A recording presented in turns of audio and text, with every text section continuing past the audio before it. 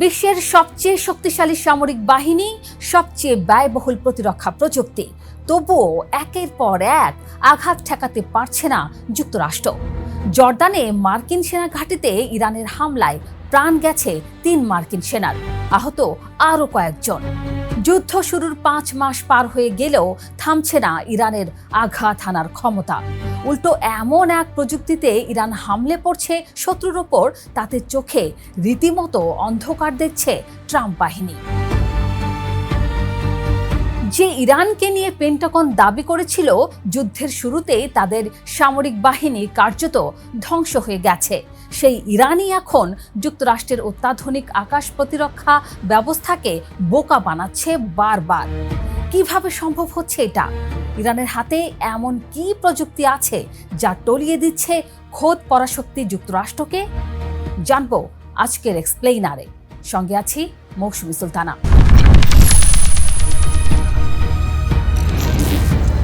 যুদ্ধ শুরুর আগে ধারণা করা হয়েছিল ইসরায়েল যুক্তরাষ্ট্রের যৌথ বিমান হামলায় দ্রুত নতজানু হয়ে পড়বে ইরান, কিন্তু বাস্তবতা সম্পূর্ণ উল্টো। মধ্যপ্রাচ্যে মোতায়েন প্রায় ৫০,০০০ মার্কিন সেনা এখন নিজেরাই আতঙ্কে দিন কাটাচ্ছেন, কারণ তাদের ঘাঁটিগুলো ইরানের ক্রমশ শক্তিশালী হতে থাকা ক্ষেপণাস্ত্র ও ড্রোন বহরের নাগালের মধ্যেই পড়ছে।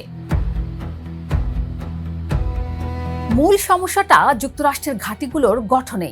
এসব ঘাঁটি মূলত তৈরি হয়েছিল রকেট, মর্টার কিংবা সাধারণ দেশীয় বোমার আঘাত ঠেকাতে, কিন্তু ইরানের নিখুঁত ব্যালিস্টিক ক্ষেপণাস্ত্রের সামনে সেগুলো রীতিমতো অসহায় হয়ে পড়েছে।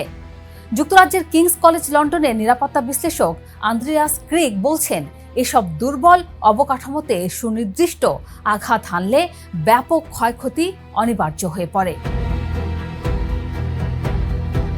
এখন আসল প্রশ্নে আসা যাক, কোন প্রযুক্তিতে ভর করে যুক্তরাষ্ট্রের নামি দামি প্রতিরক্ষা ব্যবস্থাকে বারবার ফাঁকি দিচ্ছে ইরান?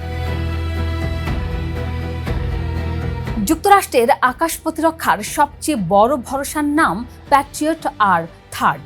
এই দুই ব্যবস্থা ফাঁকি দিতে নতুন কৌশল সাজিয়েছে Iran.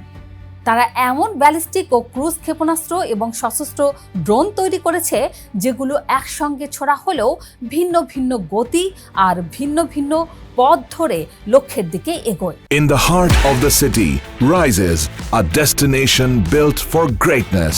International Convention City, Bosundhara. Life takes a new course. এর সঙ্গে যোগ হয়েছে নকল লক্ষ্যবস্তু আর ছড়িয়ে ছিটিয়ে থাকা উৎক্ষেপণ কেন্দ্র।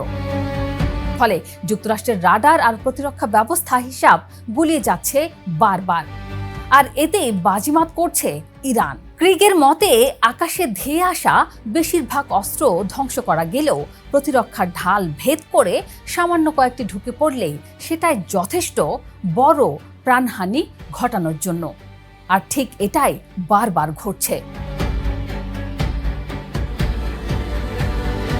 এখানে থামছে না ইরানের কৌশল। কোনোভাবে রাডার আর প্রতিরক্ষা ব্যবস্থা এড়িয়ে সরাসরি আঘাত না লাগলেও ক্ষতি হচ্ছে ভয়ঙ্করভাবে। ক্ষেপণাস্ত্র বিস্ফোরণের প্রচণ্ড চাপ, যাকে বলা হয় ব্লাস্ট ওভার প্রেশার। মার্কিন সেনারা আক্রান্ত হচ্ছেন গুরুতর মস্তিষ্কের আঘাতে। আকাশে ক্ষেপণাস্ত্র ধ্বংস করা হলেও তার ভাঙা ধ্বংসাবশেষ আঘাত করছে সেনাদের। অর্থাৎ প্রতিরক্ষা ব্যবস্থা কাজ করলেও পুরোপুরি নিরাপদ থাকতে পারছে না যুক্তরাষ্ট্র।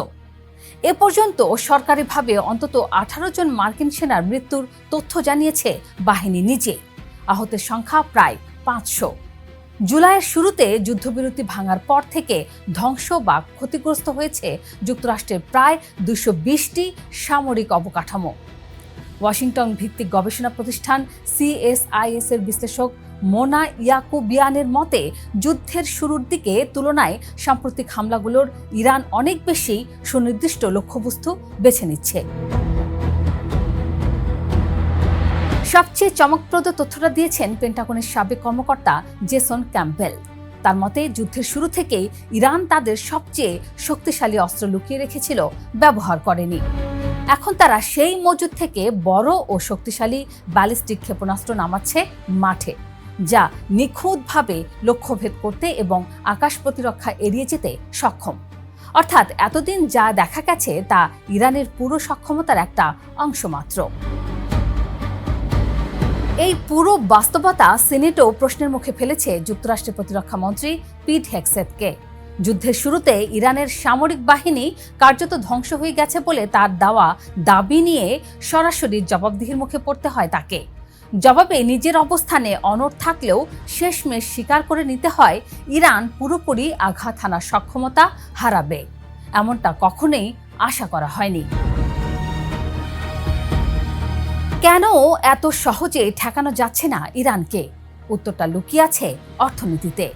ন্যাটোর সাবেক গবেষণা বিশ্লেষক প্যাট্রিক বুরির ভাষ্য অনুযায়ী ইরানের একটি ড্রোন বা ক্ষেপণাস্ত্র তৈরি ও উৎক্ষেপণের খরচ সেটা মাঝ আকাশে ঠেকাতে যুক্তরাষ্ট্রের ব্যবহৃত প্রযুক্তির খরচের তুলনায় নগণ্য।